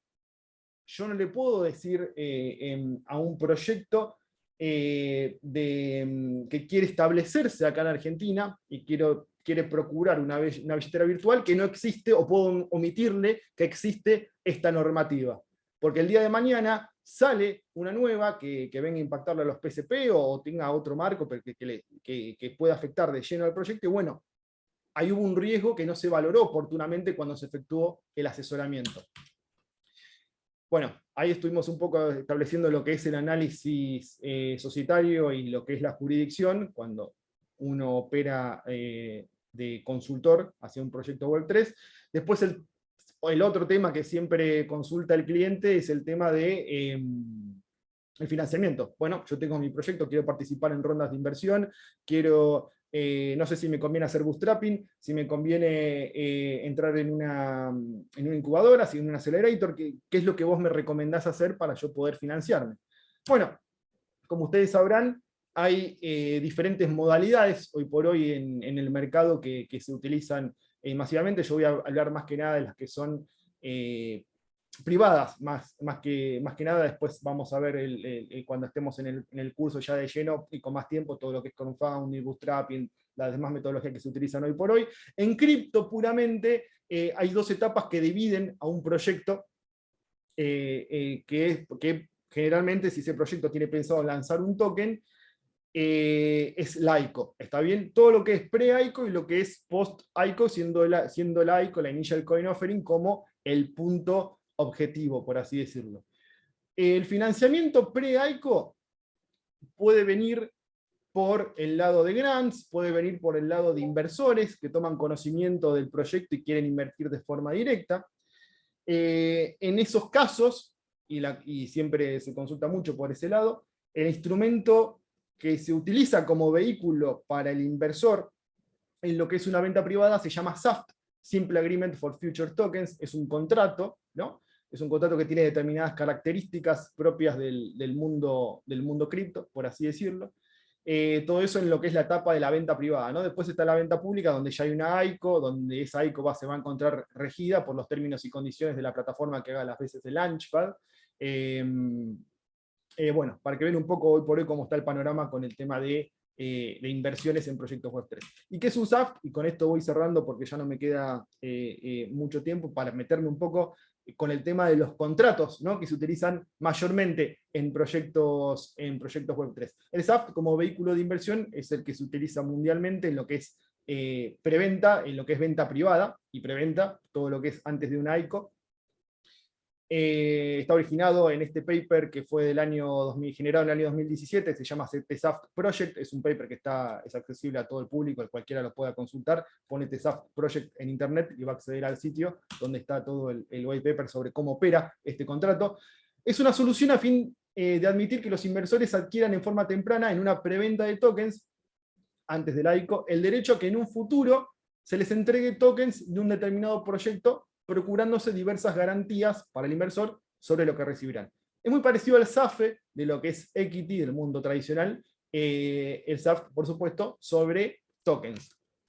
Aunque también hay por lo general se hace un combo de equity y tokens en la práctica. ¿Cómo funciona el SAFT? Bueno, el desarrollador de un protocolo descentralizado, de una blockchain, de un marketplace, de un juego que tenga un NFT o lo que fuere, crea y firma un SAFT con los inversores privados que deseen financiar el proyecto. En el SAFT se especifica cuánto pagarán los inversores por el derecho a recolectar tokens en una fecha posterior, ¿no? Esos tokens se van a quedar bloqueados, por así decirlo, y ahora voy a explicar por qué.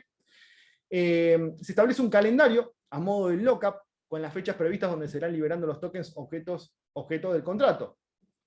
El emisor desarrollador utiliza los fondos recibidos para la creación o puesta en marcha de la blockchain o el protocolo descentralizado.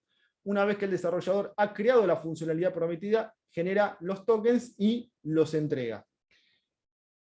Ahora que la blockchain o la funcionalidad, o el protocolo descentralizado está funcionando, los tokens pueden ser considerados como tokens de utilidad. Eso viene un poco a lo que es la diferencia entre un security y un utility token, que no me da el tiempo para desarrollarlo, pero para que vean cómo se emplea el SAFT. ¿Qué pasa? El inversor privado me viene a consultar, bueno, por lo general junto al desarrollador, y si queremos hacer, yo quiero invertir en el proyecto de este grupo de desarrolladores, hacemos un SAFT. En el SAFT se establece que se pagará una cierta cantidad de dinero, por lo general en stablecoins o en dinero fiat, a cambio de una cierta cantidad de tokens. Esos tokens se van a ir entregando conforme un calendario de liberación, que por supuesto va a establecerse dentro del contrato. Acá tienen un poco las cláusulas que se colocan. Un calendario de inversión, ¿por qué? Porque si yo al inversor le doy de forma completa todos los tokens que está adquiriendo en el momento de la ICO, por ejemplo, ¿qué es lo que va a hacer el inversor? Y lo va a vender porque él va a querer recuperar la ganancia, él va a querer obtener la ganancia y recuperar el dinero que invirtió en el proyecto. Lo más probable es que pase esos tokens del protocolo a stablecoins o alguna otra cripto, Bitcoin, Ethereum, etc. Entonces los va a vender. Si los vende, el precio va a caer el precio. ¿Por qué? Porque va a haber una ola de venta sobre el precio estipulado en la ICO del token. Va a haber una oferta terrible. Probablemente en ese momento inicial del ICO no haya demanda que pueda absorber el caudal de venta que se está incluyendo en el mercado. Eso va a producir que el precio del token se desplome y por ende mi producto valga mucho menos. Entonces, para evitar esa cuestión, lo que se hace es generar este calendario de liberación. Se establece un periodo de cliff, es decir, que el inversor por cierto tiempo no recibe absolutamente nada. Luego está el periodo de vesting, que es, por ejemplo, en la ICO se le libera al inversor el 30% de su inversión, y luego mes a mes, más o menos girando alrededor de un 5-10%, se le va liberando en los primeros días de cada mes, en el plazo de un año, por ejemplo, la demás cantidad de tokens, justamente para que no los dumpee. Se llama, en la comunidad cripto se llama dumpear, esa actitud, por así decirlo, que no venda los tokens de forma inmediata, provocando que mi producto disminuya su valor. Algunas cláusulas que se llegan a colocar de forma tradicional, de estilo, por así decirlo, en el SAFT. Bueno, por supuesto, la descripción de las partes, la definición de los términos empleados, la descripción del proyecto, la funcionalidad y el funcionamiento del token, el monto total de la compra, el precio por token al momento de la adquisición, la moneda de pago, que como bien les dije puede ser en stablecoin o dinero fiat, número de tokens que obtendrá el inversor, el esquema de fechas para la entrega, el lockup y el vesting que les mencioné recién, la address de pago y la address de recepción de tokens, que puede ser en un exchange o directamente en una wallet descentralizada, las garantías, las cancelaciones, la propiedad intelectual, riesgos implicados, etc. El SAFT es el instrumento que se utiliza hoy por hoy masivamente para todo lo que es preventa privada e inversiones en proyectos Web 3. Bueno, ya me queda poco tiempo. Lo que sí quiero decir, acá iba a hablar del tema de la diferencia, el objeto del SAFT en lo que hace a intentar de alguna forma darle el marco de un utility token a lo que sería un security, un valor, un contrato de inversión, por las consecuencias que puede llegar a traer a cabo que un token sea considerado contrato de inversión en una jurisdicción. ante la falta del registro correspondiente, pero bueno, es algo que no me da el tiempo para desarrollar de forma completa, lo dejaremos más para el curso. ¿Qué otros contratos se utilizan en los proyectos Web3 de forma común? Bueno, por supuesto el estatuto societario que regule todas las relaciones entre los socios, a lo que es emisión de tokens, el SAFT, por un lado todo lo que es preventa, todo lo que es pre-ICO, perdón, lo que es post-ICO se maneja a través de lo que es un token Purchase Agreement, que eso es una compra directa, no hay un calendario de lockup, pero bueno, el token ya tiene liquidez, está girando en el mercado, es común que ya no haya SAFT en lo que es post-ICO, sino lo que es directamente un token Purchase Agreement. Bueno, ya lo que es el sitio web, lo que es el frontend, los términos y condiciones del proyecto, la política de privacidad, cookies, registro de base de datos, la data fiscal, determinada otra información que exija la jurisdicción donde se encuentre radicado el proyecto, si así lo está. Con los empleados se celebra lo que es, con los empleados en sí, los desarrolladores en sí, que tienen relación directa con el protocolo, se denomina Master Service Agreement, ¿no? Que es como un contrato marco laboral, por así decirlo, donde se va requiriendo trabajo a medida que pasa el tiempo, con los advisors, con los advisors que pueda tener el proyecto, por ejemplo en marketing o en product management o lo que fuere, no se hace Master Service Agreement, por lo general se usa lo que se denomina el Fast Token Addendum, que tiene ciertas particularidades que los diferencia del Master Service Agreement. Manejo de fondos, por supuesto tiene que haber alguien que haga las veces de tesorero dentro del protocolo. En ese caso lo que se designa es un individuo a través de lo que se denomina Internal Crypto Funds Management Agreement.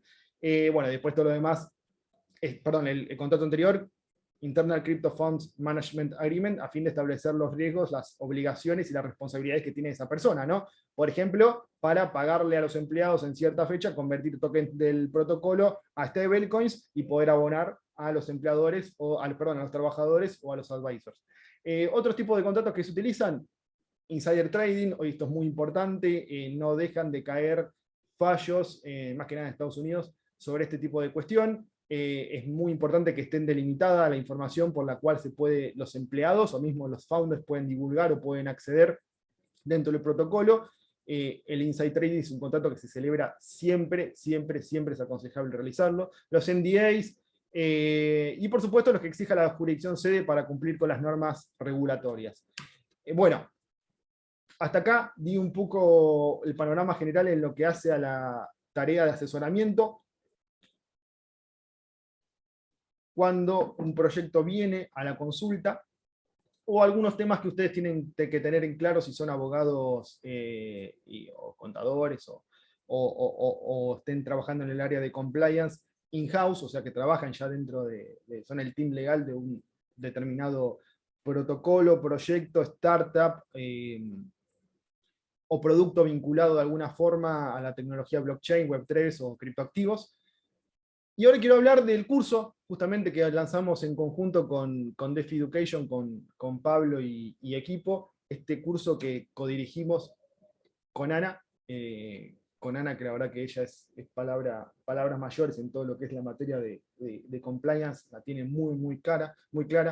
El cuerpo de profesores está integrado, bueno, por mí, Ana, por Hernán Cuadri, por Fernando Branciforte, Andrés Pieserovsky, Carlos Ordóñez, Manuel Romero, Pedro Breuer, Marcos Zócaro, Ariel Podestá. Está dirigido a abogados, escribanos, contadores, finanzas, público en general, emprendedor o interesado en el tema. El curso dura 1 mes y medio aproximadamente y tiene una carga horaria de 30 horas. ¿Está bien? Las clases son, por supuesto, íntegramente de forma virtual. Ana, si querés participar y en algún momento mencionar alguna cuestión vos, estás invitada a hacerlo de ella. La cursada es enteramente virtual, a través de la plataforma Zoom. Son clases sincrónicas, se dan en vivo de 2 horas.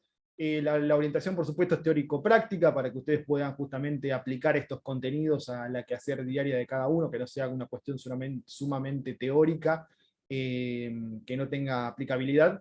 Nuestra idea es, de nuevo, como lo dije al principio, ir al hueso, ¿no? Y tratar temáticas que son del día a día y que los cursantes puedan aplicar en sus propios campos de trabajo. Se va a entregar un dossier semanal con todas las recopilaciones del material por el cual se fue dando cada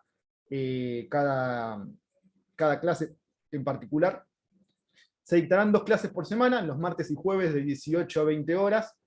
Y por supuesto las clases serán grabadas, ¿no? Si ustedes no pueden asistir a alguna o porque no les conviene ese horario porque están trabajando o lo que fuere, las clases las van a poder ver después. Durante todo ese mes y medio que dure el curso, todas las clases van a estar publicadas y serán de libre acceso para aquellos que se encuentren inscriptos. Y los módulos, ¿no? Un poco la frutilla del postre, los módulos que vamos a tratar. La clase de apertura va a estar a cargo de Pablo. En esa clase de apertura vamos a establecer un poco los que son los conceptos generales, ¿no? De toda esta temática, Bitcoin, blockchain, billeteras, Ethereum, smart contract y finanzas descentralizadas, algo que yo siempre aclaro mucho en todas las capacitaciones que doy. Si ustedes son abogados o son contadores y asesoran a proyectos Web3, ustedes tienen que tener la práctica, no se queden solamente en la teoría porque leyeron en un libro cómo opera un nodo. No, ustedes tienen que tener la práctica de poder interactuar con un protocolo, ya sea, por más que lo hagan, no digo invertir $5.000 y ponerse a ver qué pasa, no, hagan con inversión mínima, yo qué sé, 5, $10, compren una stablecoin, pasen la red de Ethereum, interactúen con el protocolo, pongan liquidez en un pool, compren un NFT, ustedes tienen que saber sobre lo que están asesorando, ¿está bien? Si ustedes les consulta un marketplace o el proyecto que ustedes ya estén trabajando, les dicen que queremos sacar un NFT en determinada plataforma, bueno, ustedes tienen que saber cómo se mintea un NFT, cómo se tradea un NFT, qué son las royalties. No se queden solamente en la teoría, siempre intenten bajar el contenido a la práctica, que es algo que vamos a hacer mucha énfasis en este curso junto a DeFi Education. Las primeras 2 clases, luego de la clase de apertura, las van a ver conmigo. La primera de ellas es la introducción a los criptoactivos desde la perspectiva legal, perdón. Naturaleza jurídica, token, concepto de clasificación, diversas posiciones e implicancias, principales regulaciones existentes sobre la materia, siempre desde el marco general. Se toman ciertos países a modo de caso ejemplo, por así decirlo, para que puedan bajar el contenido a tierra, pero esto es LATAM, ¿está bien? Todo esto es Latinoamérica. Principales regulaciones, contratos tradicionales con criptomonedas y tipologías. Smart contracts, aspectos legales, introducción, conceptos, relevancia jurídica, clasificación, funcionamiento, marco normativo, cuestiones legales sobre la celebración, la forma, la ejecución, el cumplimiento, la prueba, es algo que también vamos a hacer mucha énfasis, el tema del litigio, ¿no? Cómo yo le demuestro a un juez que hubo un incumplimiento dentro de una operación que se realizó a través de un smart contract, por ejemplo. Cómo yo traduzco todo esto en una demanda el día de mañana. Es algo que vamos a hacer mucha énfasis. Siempre, como les dije, bajando todo a la práctica. Y el tema de la probática es algo que es fundamental. Cómo yo demuestro todas estas cosas ante un juez que tiene 80 años y todavía no reconoce lo que es una firma electrónica. Entonces, de nuevo, vamos a hacer mucha énfasis sobre todos estos temas. La clase 3 es regulación comparada, y ahí ya la van a tener con Ana. Estado de cosas sobre la regulación cripto a nivel mundial, en especial foco en LATAM, avances y problemas, las CBDC, criptomonedas en el mundo y monedas digitales de países, criptoactivos privados, el caso de Facebook, etc.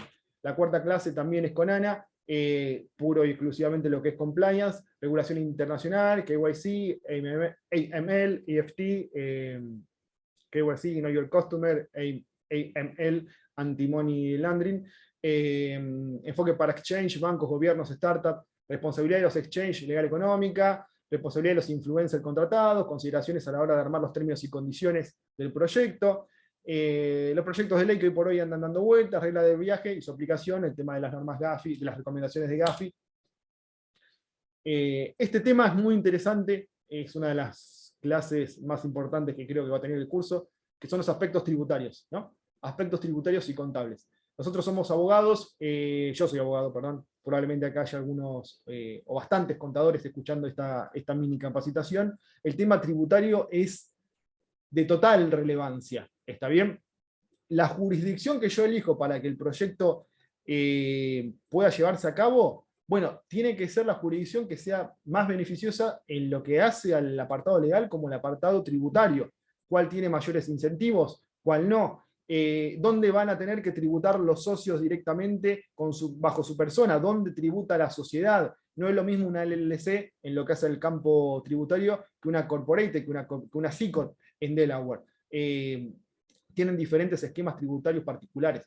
Entonces, todo el tema del campo tributario en lo que hace a la selección de la jurisdicción es de énfasis total, ¿está bien?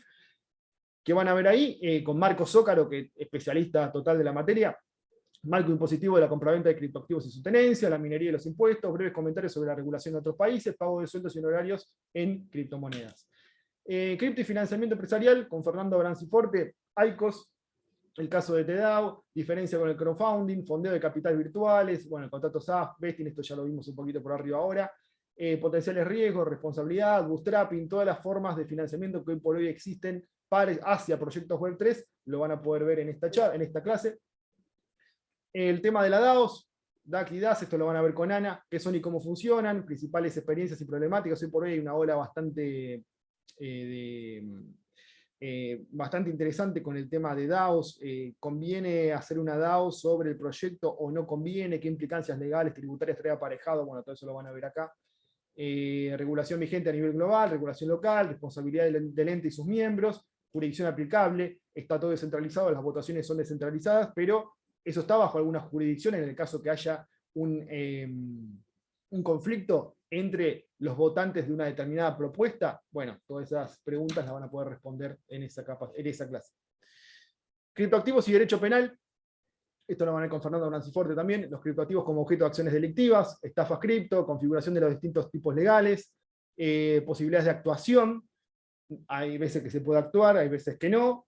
Acción civil, acción penal, sustracción de bienes, scams, consecuencias jurídicas a nivel local, antecedentes, jurisprudencia. Algo de lo que vamos a hablar mucho en todo el curso es de la jurisprudencia.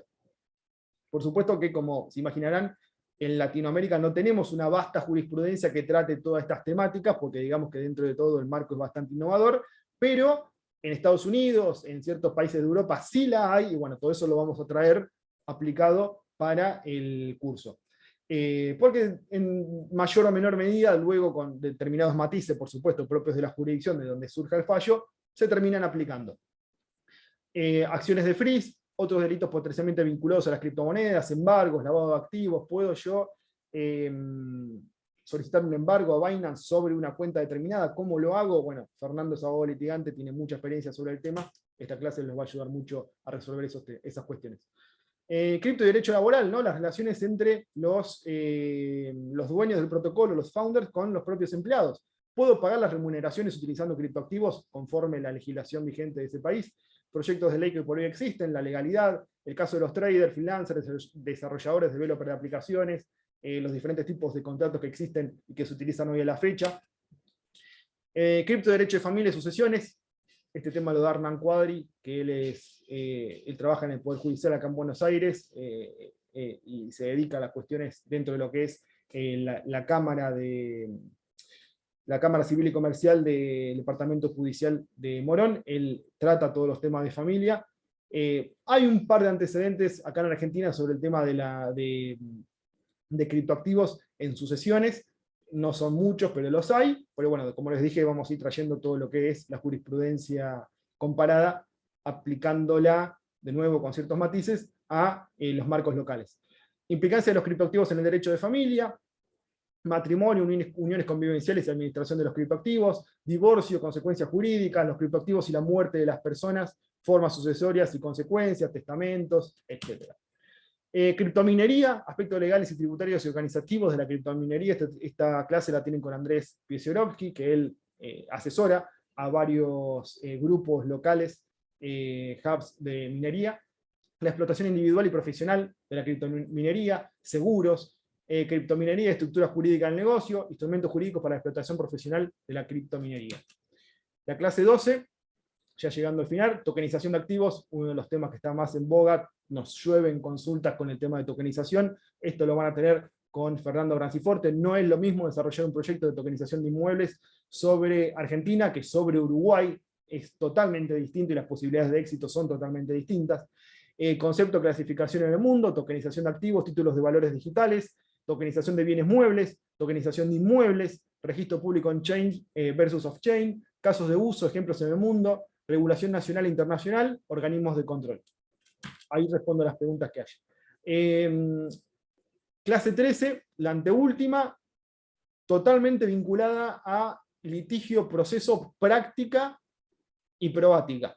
Proceso judicial, prueba electrónica, forencia y cripto enforcement. ¿Está bien? La blockchain y la investigación, análisis on-chain con propósitos jurídicos, posibilidades, competencias, embargo de criptomonedas, antecedentes locales y extranjeros, ejecución de sentencias que involucren criptoactivos, cómo yo puedo llevar adelante la ejecución de esa sentencia y tener un resultado positivo en ese embargo que voy a trabar, prueba, cómo yo demuestro ante el juez la ocurrencia de un hecho acaecido a través de una determinada transacción en una blockchain determinada, prueba on-chain y off-chain. Esta clase la voy a dar yo en conjunto con un especialista informático que es el ingeniero Ariel Podestá, que él se dedica en el Infolab de acá de Mar del Plata, él se dedica a todas estas temáticas y tiene varias obras y publicaciones al respecto. Así que esta también creo que es una de las clases más importantes, porque una cuestión es la asesoría puramente dicha y otra cuestión es el litigio. ¿Está bien? Y si yo no logro complementar ambas cuestiones, bueno, siempre me va a faltar una pata en lo que hace a mi labor como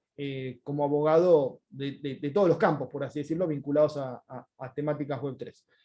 La última clase, NFTs y sus aspectos legales, ¿no? También, muchas consultas que no llegan, yo quiero lanzar un NFT en la blockchain de Solana, y quiero que tenga, de cara al Mundial de Qatar, quiero que sean los jugadores de las principales selecciones con sus casacas oficiales. ¿Puedo hacerlo? Y no, obviamente que no, tenés que pedirle, o sea, como abogados, obviamente tienen que decirle que no, tienen que obtener los necesarios permisos a las diferentes entidades para poder llevar a cabo ese proyecto, qué alternativas hay, cómo puedo esquivar un poco esta cuestión, qué son los tokens no fungibles, los conceptos y casos de uso, las especificidades, qué derechos que nos confieren, las diferentes políticas que regulan las relaciones entre los holders de un NFT y los titulares del proyecto, los diferentes tipos de licencia. No es lo mismo una CCO que una prohibición de comercializar. Van a haber también diferentes casos de uso que hoy por hoy existen en la actualidad. No es lo mismo las reglas, el licenciamiento que otorga Yuga Labs con los monos, con los apes, el Bored Ape Yacht Club, que con los CryptoPunks. No es el mismo licenciamiento, por más que es la misma empresa. Bueno, todas esas cuestiones vinculadas a la propiedad intelectual, que la verdad que a mí me son bastante esquivas, lo van a ver con Pedro Breuer, que él es un especialista sobre la materia, y creo que los va a ayudar bastante a dilucidar todas estas cuestiones. Bueno, hasta acá llegué yo. Nada. Espero que les haya resultado interesante tanto la clase abierta como los contenidos del curso que estaremos dictando próximamente acá en DeFi Education. Vimos un panorama general de lo que hoy por hoy integra una asesoría legal completa a productos, proyectos vinculados a la tecnología blockchain. Bueno, cualquier pregunta que tengan ahora, que sean de mi campo de estudio, las voy a responder. Ahora entro al Q&A y las respondo. Acá tienen mis datos de contacto, Ana ya dejó los suyos. Lo voy a dejar un ratito y luego de responder las preguntas cierro con el contacto de DeFi Education para que ustedes puedan realizar las consultas que tengan sobre el curso en sí. Bueno, voy a responder las preguntas. En el caso de las sanciones OFAC y Mixer, ¿qué criterios consideras adecuada la regla del beneficiario final? Creo que se refieren a las travel rules y el alcance de dicha sanción. Y es un tema que hoy por hoy está bastante controvertido en todo lo que es la normativa, en todo lo que es el entramado normativo americano, con las sanciones que se impuso a Tornado Cash, y la derivación que hubo a través de las sanciones que fueron impuestas a Tornado Cash con las wallets que alguna vez interactuaron con el protocolo, que quedaron de alguna forma blacklistadas para acceder al front-end, por ejemplo, de Aave. Aave es un protocolo descentralizado de lending, de préstamos. Siempre se puede acceder a nivel smart contract, pero a lo que es el front-end del sitio, que es más user-friendly, por así decirlo, bueno, todas esas wallets quedaron de alguna forma limitadas. Por supuesto es un tema que es muy innovador, es un tema que está hoy por hoy en boga total, es un tema que todavía no tiene conclusiones íntegras, menos cuestiones, no hay un fallo, es una sanción que salió directamente de la OFAC que no atravesó un proceso judicial. Por supuesto, esto requiere su correspondiente análisis, y yo creo que ese análisis va a surgir cuando tengamos un antecedente jurisprudencial que lo trate de forma completa. Hoy por hoy la verdad que queda como bastante arbitrario. Si ustedes se ponen a pensar, había gente que se dedicó a enviar 0,1 Ether a determinadas wallets que son conocidas de determinadas personas públicas, como Jimmy Fallon, por ejemplo, y todas esas wallets quedaron blacklistadas de forma automática conforme establece las reglas que estipuló la FAC en su régimen sancionatorio. Bueno, la verdad que es un tema bastante interesante que seguramente en el momento que lleguemos al curso la vamos a tener más clara como para poder llegar a un tipo de conclusión en común entre todos. Binance reporta en Venezuela los movimientos. No sé si tiene Binance sede legal oficial en Venezuela. Imagino que no. Acá en Argentina todavía no está constituido legalmente Binance. Tiene una sociedad, pero es solamente a efectos de llevar adelante determinados contratos. No está esa sociedad registrada oficial como Binance, como ¿cómo se llama? Como el nombre oficial Binance no tiene el nombre de Binance, por más que ya hay un equipo trabajando acá en Argentina de forma local. Por ende, no responde de forma directa a nuestra entidad reguladora, a nuestra entidad que trata todo ese tipo de cuestiones, que se llama la FIP. ¿Está bien? No responde de forma directa, sí lo tendría que hacer si tuviera una sede legal de forma oficial, que bajo mi humilde mirada dentro de muy poquito tiempo lo va a tener. Hola Ana, pregunta final: si una plataforma Web3 presta servicios en varias jurisdicciones, sus términos y condiciones deberían contemplar las regulaciones de cada país. Sí, por supuesto. Los términos y condiciones del frontend del protocolo tiene que ser lo suficientemente abarcativo y tecnológicamente neutro para que contemple las interacciones que se den con los usuarios de diversas jurisdicciones. ¿Está bien?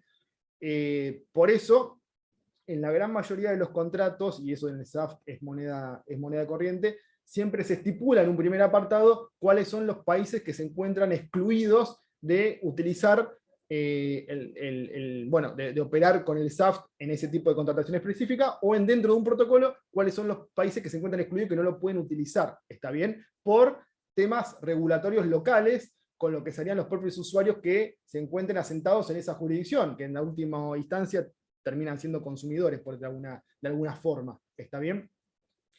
Así que sí, tiene que ser bastante abarcativo conforme el mercado al cual esté dirigido ese protocolo en sí. Creo que te respondí, Fernando.